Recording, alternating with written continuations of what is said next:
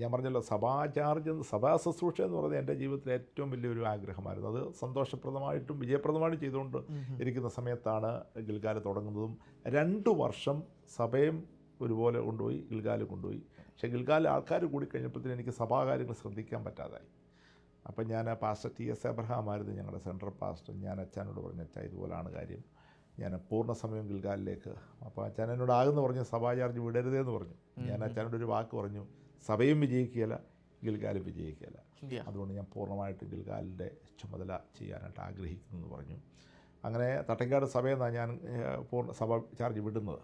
ആ സമയത്ത് സഭക്കാർക്ക് താല്പര്യമില്ലായിരുന്നു ഞാൻ സഭാ ചാർജ് വിടാനായിട്ട്. പിന്നെ ഞാൻ നിർബന്ധമായിട്ടും ചാർജ് വിട്ട് പോരുമായിരുന്നു.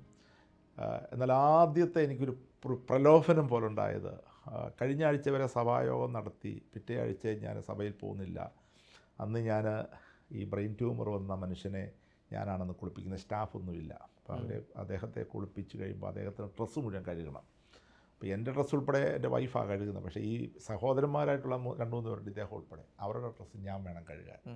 അപ്പം ഞായറാഴ്ച രാവിലെ ഇവരുടെ ഡ്രസ്സ് എടുത്ത് ഈ പഴുപ്പ് നിറഞ്ഞ ആ വസ്ത്രം കഴുകിക്കൊണ്ടിരുന്നപ്പോൾ ഒരു മനസ്സിനൊരു വിഷമം.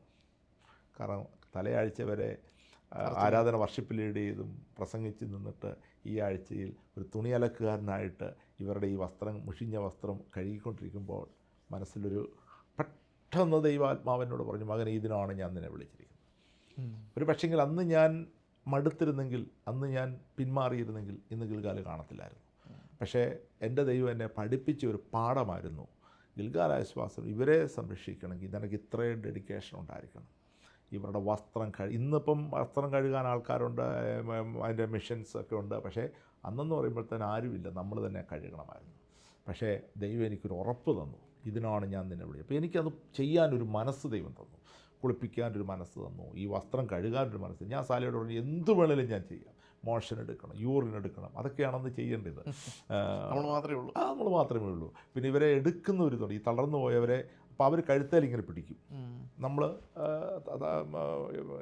കാലയിലിങ്ങനെ താങ്ങി പിടിക്കണം. അപ്പോൾ ഈ വെയിറ്റ് മുഴുവൻ നമ്മൾ താങ്ങണം. ശരിക്കും പറഞ്ഞാൽ ക്ലോസറ്റെ കൊണ്ട് ഇരുത്തണം അവരെ, എന്നിട്ട് കുളിപ്പിക്കണം, തിരിച്ചതുപോലെ എടുത്തുകൊണ്ട് കട്ടിലിരുത്തണം. ശരിക്കും പറഞ്ഞാൽ ഞാൻ ഓർക്കുക, ദൈവമേ എങ്ങനെ എനിക്കത് സാധിച്ചു, ദൈവം എന്നുള്ള ആരോഗ്യം തന്നു, അത് ചെയ്യാനുള്ള ഒരു കൃപ ദൈവം തന്നു. ഇപ്പം പിന്നെ അതൊക്കെ ചെയ്യാൻ ആൾക്കാരുണ്ട്.